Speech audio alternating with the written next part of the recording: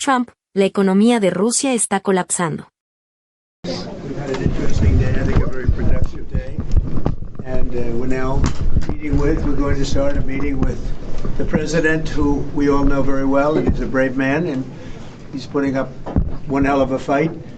And we'll see how that all turns out. But we're going to have a meeting, and we have about 30 meetings scheduled today. We have a lot of meetings scheduled today, going pretty late into the night.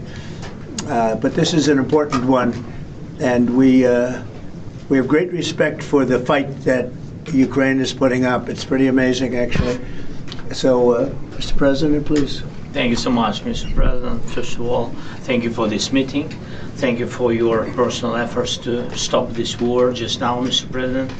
And I'm happy to say that just now our first ladies of Ukraine, first ladies of the United States, Yes. just now we'll have a meeting about Ukrainian children. Thank you for Melania's personal involvement to this topic. And this is very important. I will brief Mr. President and his team what's going on the battlefield. We have good news. Of course, we want to stop the war, and with your help, first of all.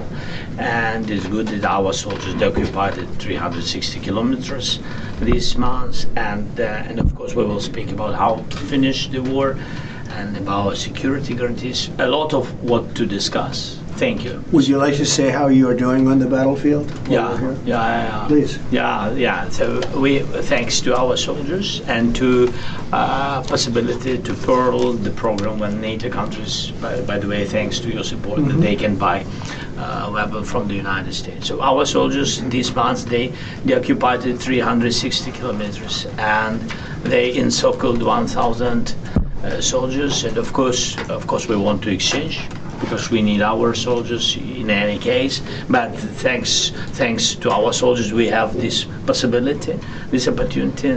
We will continue until Russia will stop this war, and I hope that they will stop. In any case, we know that the economy of Russia is not doing well with this. During this war, we need more pressure and more sanctions, and I hope with United States, first of all, and Europe, but we support, Mr. President, your idea, and I want to discuss it, how to stop some countries from Europe, how to stop them possibility to buy Russian oil and gas. Right. Yes, I had conversation, by the way, with President of Slovakia, Prime Minister of Slovakia. We had good conversation. I think that they need some alternative ways, and they will support this idea. I'm not sure that Hungarians are ready, but everything is in the future. Thank you very much. Thank you. Any questions? Mr. President, do you think that NATO countries should shoot down Russian aircraft if they enter their airspace? Yes, I do. Mr. President, any update on your talks with President Putin, and do you still trust him? I'll let you know in about a month from now, okay? President Mr. Trump, your President, are message you to willing the... to provide Ukraine with the security guarantees the same way as European allies? Well, that's later down the road. We'll be talking about that. Hopefully, we'll be in a position to talk about that a little bit later on. It's a little bit too early to answer Why that do you think question. Mr. Putin is not Yeah, go going ahead, to meet please. with both of you? President Trump, your time? message to President Orban, who is refusing to stop buying Russian oil.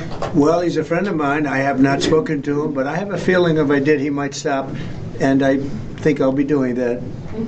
What progress do you think has been made on ending Russia's war against Ukraine since the last time you saw President Zelensky? Well, the biggest progress is that the Russian economy is terrible right now. It's, as you know, it's crashing. And that, frankly, Ukraine is doing a very good job of stopping this very large army. It's pretty amazing. You know, this is a war that should have ended in 3 days, 4 days. People said it was going to be very quick, and you got to hand it to the Ukrainian soldiers and everybody involved. It's still going on, and that's not a good thing for Russia. This was supposed to be quick, and so, you know, Russia doesn't look very distinguished, having taken 3.5 years now, right? It's about 3.5 years of very hard fighting, and it looks like it's not going to end for a long time. Mr. President, have you been briefed on the latest alleged drone incursion into Denmark? What do you think of that? And Where are they? into Denmark, Copenhagen. Denmark is saying that there were Some some drones drones that shut down the airport, possibly Russian sabotage. What's your response to that? Will the U.S. have a material? Well, I have no response until I find out exactly what happened. I know about it, but they don't know what happened. But we're going to find out very soon. Sir. Would you back up NATO allies? You said that you thought that they should shoot down the Russian aircraft. Would you back them up? Would the United States help them out in some way? Depends on the circumstance, but we're very strong toward NATO. NATO stepped up. When they went from 2% to 5%, that was great unity. Trillions of dollars is being pumped in, and they're paying us for the weapons that we send. But that was a big day. That nobody thought a thing like that could happen. You had countries that weren't paying 2%, and now they're all paying 5%. That's a lot of money. It's a lot of weapons they're buying, and they're buying them from us. They're buying them from the U.S. In the old days, Biden gave them everything, gave them $350 billion worth of money and weapons. That's a lot of money and a lot of weapons, and we got really not much for it. We gave the money to Ukraine to fight, and they've proven they're very brave. I mean, look, they're fighting, and this is a war going on 3.5 years, and people thought it would be over quickly because Russia's a big military power, and Ukraine, I tell you, they are good fighters. Got to hand it to them. They have a lot of courage, a lot of guts. Thank you very much, everybody. Thank you.